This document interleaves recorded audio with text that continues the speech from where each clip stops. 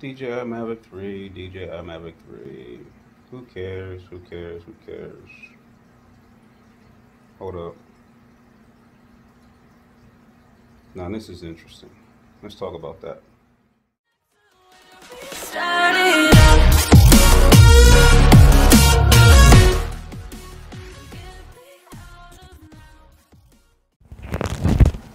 Mic check, mic check. Hey, what's going on, everybody, and welcome back to the channel. So if you're new to the channel, my name is Big Ball Vlogs. I do reviews, news, everyday vlogging, and every once in a while I'll do a tutorial. So welcome back to the channel. I'm still in raw, uncut vlogger mode. So you're going to hear some sounds. You might see somebody who didn't want to be in the frame kind of walk to the frame. I'm hoping you don't pick up the aquarium as much anymore because I am wearing the lavalier mic. All the other mics are picking up the loud noise from that aquarium. Didn't realize how loud it was until I started recording in front of this aquarium.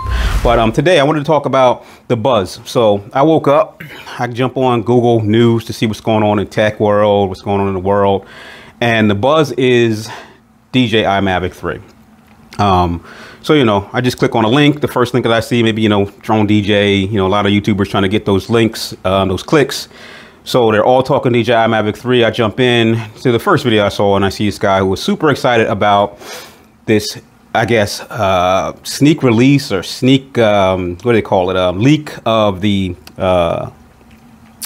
patent for supposedly the DJI Mavic 3. And if you follow me for years, I try to follow up with that. I mean, keep up with that Asada LV, leak stuff, but it's just, too much, man. Just keep up with them and then do all these videos about, what we think this drone is going to have in it instead of just waiting for the drone to come out, decide whether or not I want to get it, and then it'll do the review on it. But everybody's kind of like looking at the patents and talking about, what they think is going to be in it, or what DJI is kind of maybe putting into the patent to say that it may be in it. It may be like a cross between an Inspire and a Mavic, Mavic Pro 2 or something. And I'm like, man, I just really don't want to get into that. I don't.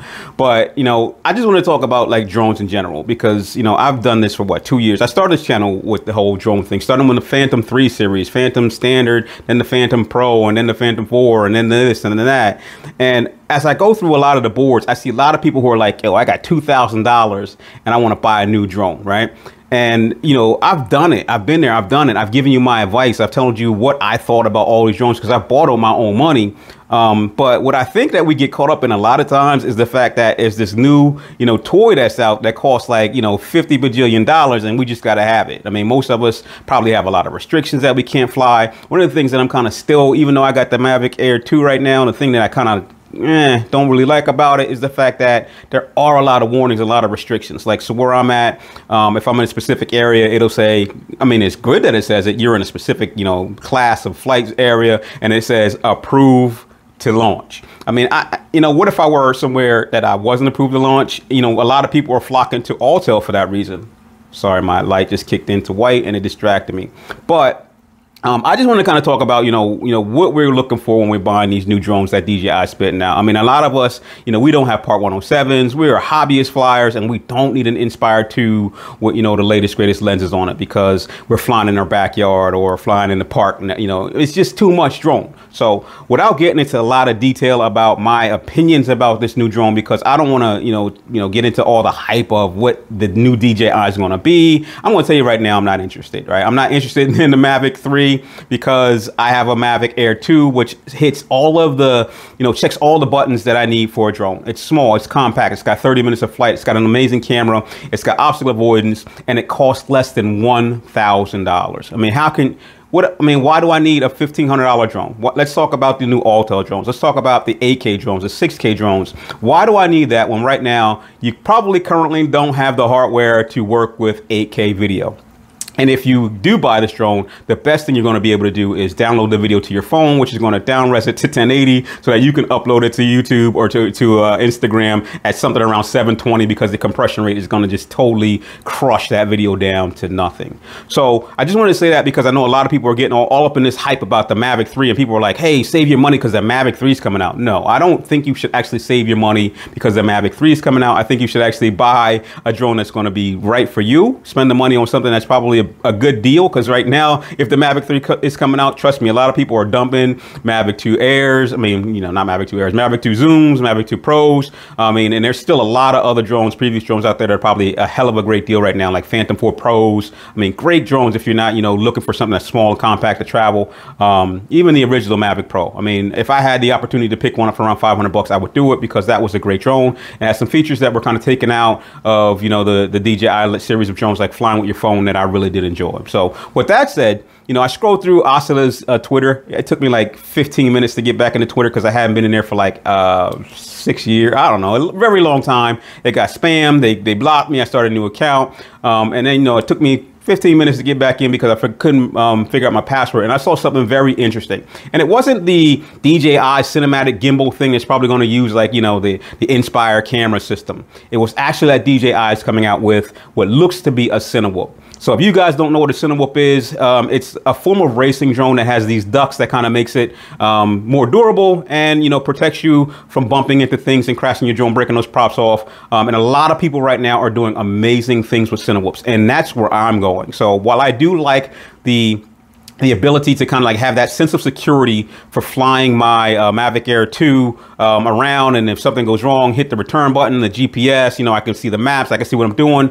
Cinewhoops is where it's going, fellas. I mean, everybody knows that, you know, we all have these pretending restrictions where, you know, if the FAA decides that they're going to lock us down the drone parks, we're going to have these expensive toys that we can't fly, and they currently cannot do that with the Cinewhoop style drones, so, or any of the racing style drones. So what I like about this idea is that it's going to be built by DJI. I had that love-hate relationship with DJI where I'm like, hey man, I don't like their customer service. I don't like the fact that they'll argue what may be their issue and not give you, you know, your repair, or they might deny your reclaim for replacement and give you like 30% off a new drone. I don't like those things. I don't like that they put a lot of stuff out like almost every year that has like tweaks and bugs that have to happen. They allow us to do a lot of that R&D. Here's a drone. It's got a lot of bugs in it. You guys fly it and then tell us what's wrong with it, and then we fix it. I know that may be, you know, the way that the industry kind of works, but I don't like that about it. I want a drone that's finished when I get it, and I don't want to have to worry about a bug making it fall out of the sky.